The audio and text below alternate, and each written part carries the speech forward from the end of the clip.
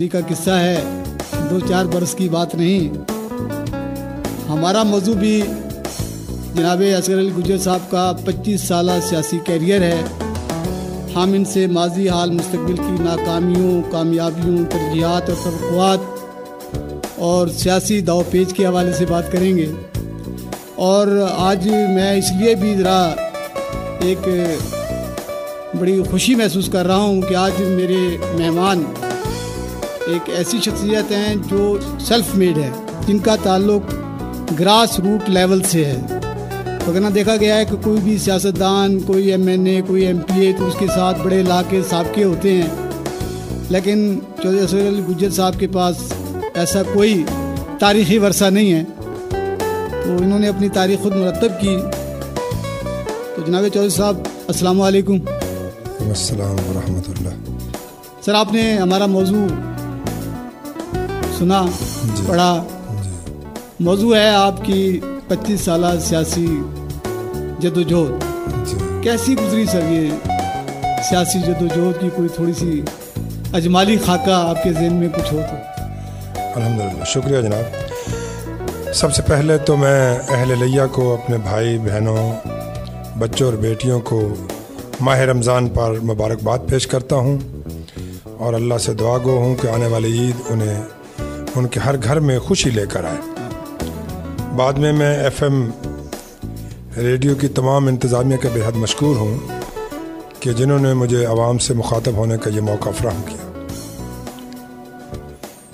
میں نے عملی زندگی میں 1972 جب سے میں نے اپنی وکالت شروع کی تو میں نے سیاست میں قدم رکھا، اور سیاست میں قدم رکھنے سے پہلے میں نے جماعت کو اپنے لیے انتخاب کیا کہ یہ وہ جماعت ہے جو مجھے صحیح راستہ دکھائے گی، جماعت اسلامی۔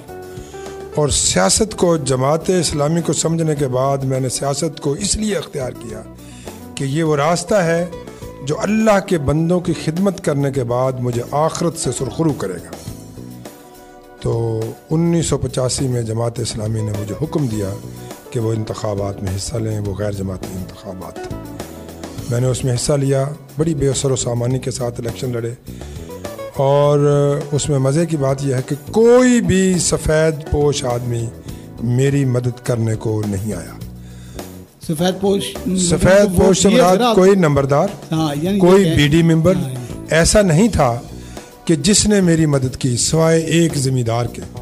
تمام غرباء نے، تمام غریبوں کی بستیوں نے مجھے ووٹ دیے، اور اللہ کی مہربانی سے مجھے کامیابی ہوئی، اور اس کا رزلٹ بھی یہ ہوا کہ میں نے نمائندہ بننے کے بعد اپنی خدمات کا آغاز جو ہے وہ موچیوں کی، پاولیوں کی، ترکھانوں اور لوہاروں کی، پسے ہوئے لوگوں کی بستیوں سے شروع کیا۔